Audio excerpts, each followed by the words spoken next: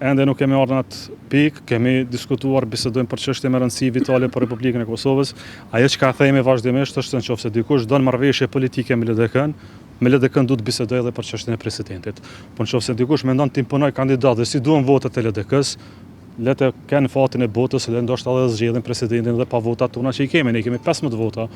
Ato që janë, nëse dikush dëshiron të ketë, duhet bisedoj me Lidhjen Demokratike të Kosovës. Kur ulet flas me LDK-n, do të flas për një kandidat që i përfaqëson interesat e popullit të Kosovës, jo vetëm interesat e një partie politike. Presidenti Osmani ka shprehur gatishmëri për një mandat tjetër 5 vjeçor në kryetvendin, jeni të gatshëm që besoj që shumë individ do të shprehin gatishmëri për një pozitë aq fisnike të madhe, por kush e merr unitetin edhe kush e përfaqëson 80 voçin e Parlamentit të Kosovës, kjo mbetet shihet brenda diskutimeve partive politike.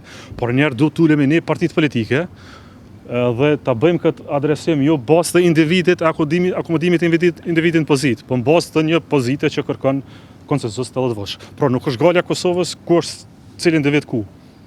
Galja e Kosovës duhet të jetë kush është stabiliteti domosdoshëm dhe kush e siguron 80 vota të ardhshme. Po është Kosovës, zgjedhja e treja.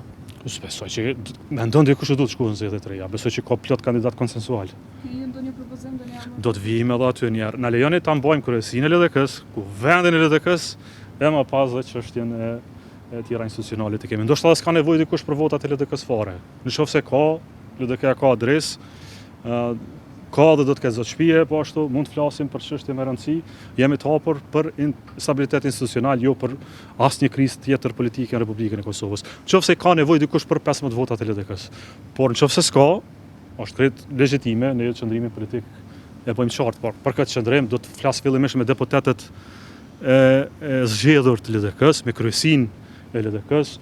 Fati mirë është që po e mbajmë edhe një kuvend LDK-s, edhe kuvendi mundet me vendos aty, edhe me dhënë drejtim çështjeve bazike, po ka kohë për këtë çështje, ju lutem, na jepni kohë të adresojmë çështjet me interes partijak para se të kemi këto me interes publik.